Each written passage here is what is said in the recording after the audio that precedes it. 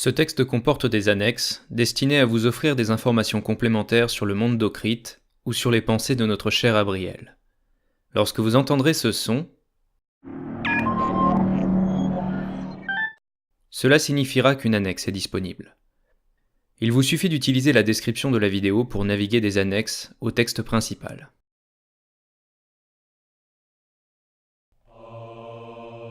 Avant, il n'y avait rien, ni espace, ni temps. Soudain, Néant prit conscience de son existence. Ce fut le premier instant de vie, fulgurant, immédiat. Le temps originel, la naissance du premier âge de la création.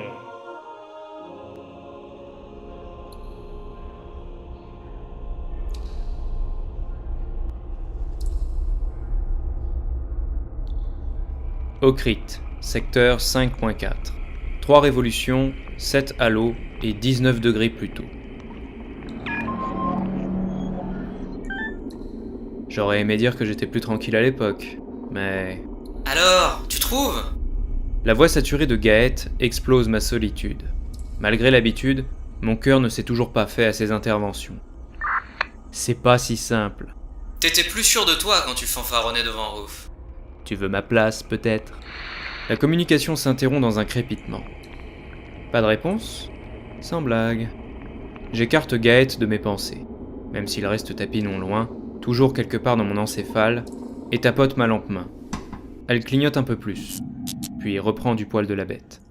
Je resserre alors le bracelet qui la maintient à mon poignet, et ajuste les différentes lanières pour mieux répartir le poids de la batterie au gaz. Prudence, c'est assez instable ces machins-là. Puis je redresse le faisceau, et me retrouve nez à nez avec un crâne. Merde, il m'a fait peur, le con. Une putain de grimace édentée. Des deux côtés, ses voisins rivalisent de sourires tordus pour se foutre de ma gueule. C'est toute une rangée desséchée qui me fait face de ces orbites vides, mais rien de ce que je cherche. Autour de moi, il n'y a que des osphères où s'entassent des ombres aussi blanches que muettes. Je balaye le tunnel de ma lumière.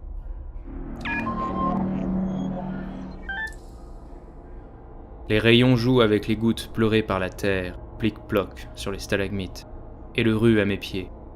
Le reflet de l'eau danse sur les parois sombres. Joli. En réalité, ce boyau me charme bien plus que les temples ou les forteresses monolithiques en surface, aussi dures que démesurées.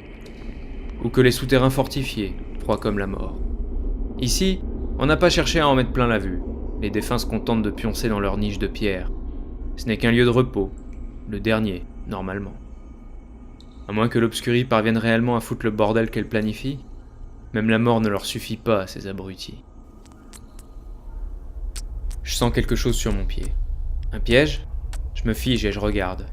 Un carin. Le petit rongeur s'agrippe au lacet de ma chaussure, s'attaque au cuir. T'es vraiment moche, sale bête. Je détends ma jambe dans une éclaboussure. Le nuisible part en vol plané jusqu'au fond d'un ossuaire, dans un concert de craquements et un nuage de poussière. Désolé, mesdames et messieurs. J'espère que vous vous accommoderez mieux que moi de cet importe. Je les salue. J'ai le respect de tous les Novari, même morts. Ça aurait été des carcasses de kéroub, par contre, je leur aurais craché à la gueule. Enfin, je reprends ma marche. Mes bottes lâchent une succion poisseuse à chaque fois que je les arrache à la mélasse de calcaire qui recouvre le sol. Seul ici-bas, j'ai le sentiment d'arpenter un monde encore vierge, comme un colosse antique, avant que s'ébattent des dieux oubliés. Les squelettes que je croise sont les seuls à me rappeler la réalité. Je scrute attentivement la suite du souterrain. Au bout de quelques mètres, j'atteins une paroi lisse. Un motif gravé dessus. Sa réalisation est rudimentaire et l'érosion en a mangé les détails, mais je saisis quand même ses traits.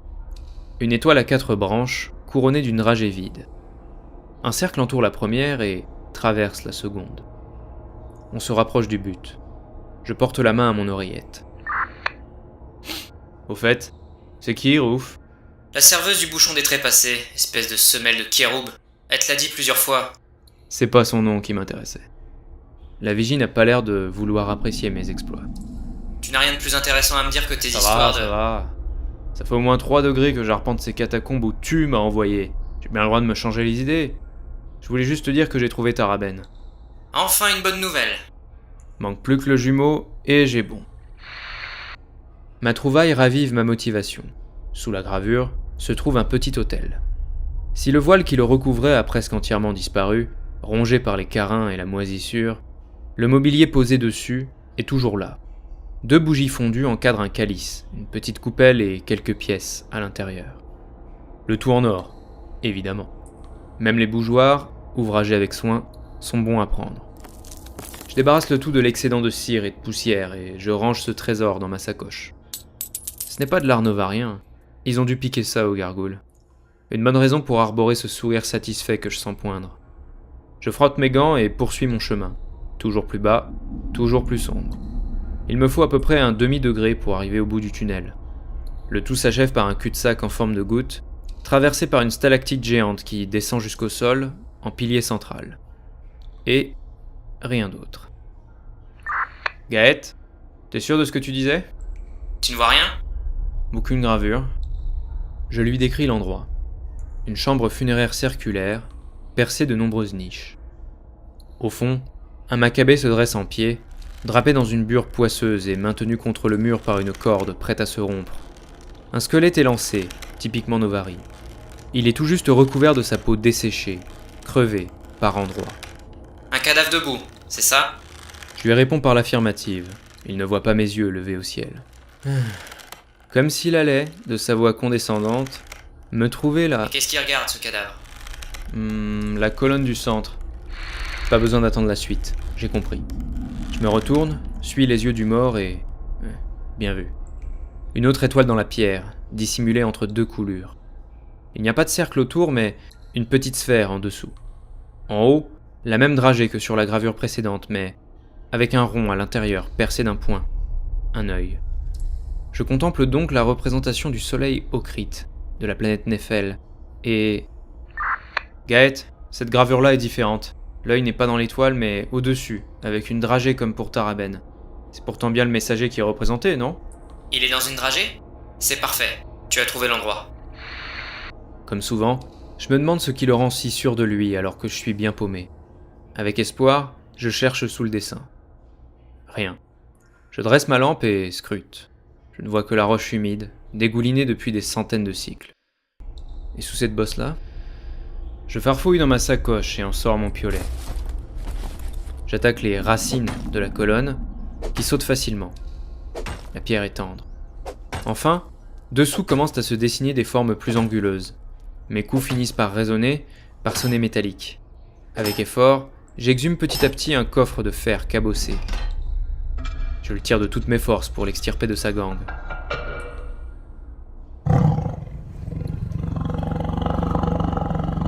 Soudain, un grognement. Et ça n'était pas le mien. Je tourne la tête. Dans l'une des cavités brillent 2 pupilles. Puis, des pointes en émail émergent des ténèbres, avec un filet de bave. La pierre crisse sous des griffes arquées. Enfin, des poils drus et luisants sur une musculature puissante, et une crête osseuse qui court le long de l'échine saillante. Le tout dessine un quadrupède massif, dont le grognement ne traduit qu'une envie. Tuer. Un groc ? Ici ? Pas le temps de disserter. Le carnassier se jette sur moi. J'ai tout juste le temps de brandir le coffre, entre sa mâchoire et ma gorge. Notre rencontre me met sur le cul. Je profite de mon nouvel appui pour lui envoyer un pied dans le poitrail, suivi d'un coup de coffret. Celui-ci, rongé par la rouille et percé par les crocs, se brise sous le choc. Le groc, lui, patine et percute les pieds du squelette en dur. La corde lâche. Le cadavre s'effondre sur la tête. Tandis qu'elle s'ébroue sous ses entraves d'os et de textiles moisis, je brandis mon piolet. Sa pointe scintille sous les feux de ma lampe, tout comme les yeux du groc. C'est lui ou moi. Je vise la trachée, je pique de toutes mes forces, et je recommence. Je mords et je transperce frénétiquement, jusqu'à ce que jaillisse un sang poisseux. Les glapissements de douleur laissent place à des borborigmes d'agonie. Enfin, plus rien. J'ai les doigts à ma ceinture sur la poignée de mon pistolet, prêt à contre-attaquer. Mais la gueule du groc s'effondre, la langue pendante. C'est fini. Je m'assois, haletant. Alors, tu trouves quelque chose ? Je ne prends pas la peine de répondre.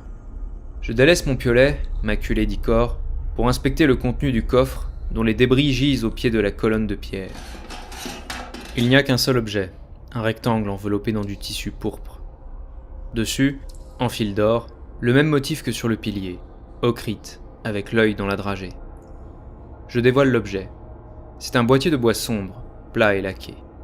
Il est fermé par une serrure qui semble abriter un mécanisme complexe, une rangée de 5 roues, gravée de caractères inconnus. Sûrement un code à entrer. J'ai quelque chose. Tu es sûr que c'est ce qu'on cherche? Il y a le même symbole, Ocrite et son œil au-dessus.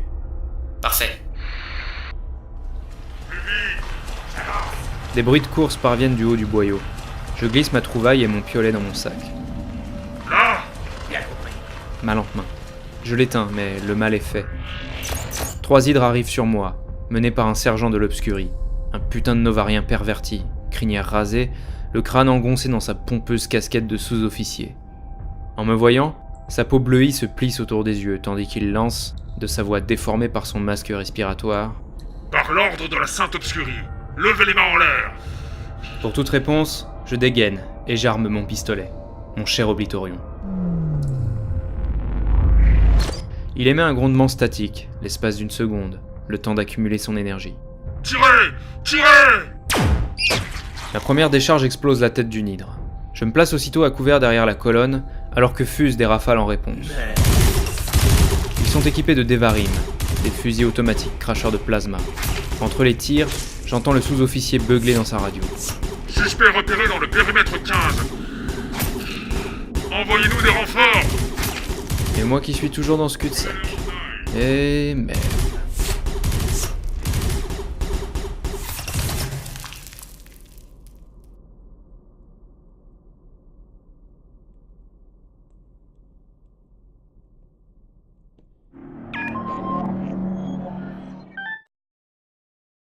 Les halos sont des jours à la surface d'Ocrite, quand la lumière jaillit d'entre les terres plaques.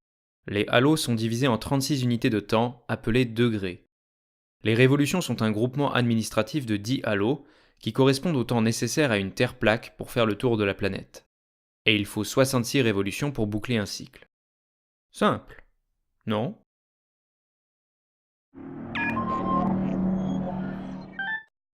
Cette lampe-main est un bel objet. Malgré sa lourdeur, on peut la fixer sur son bras et s'éclairer tout en utilisant ses mains, pattes ou autres appendices. Le genre d'outil idéal pour travailler dans les galeries.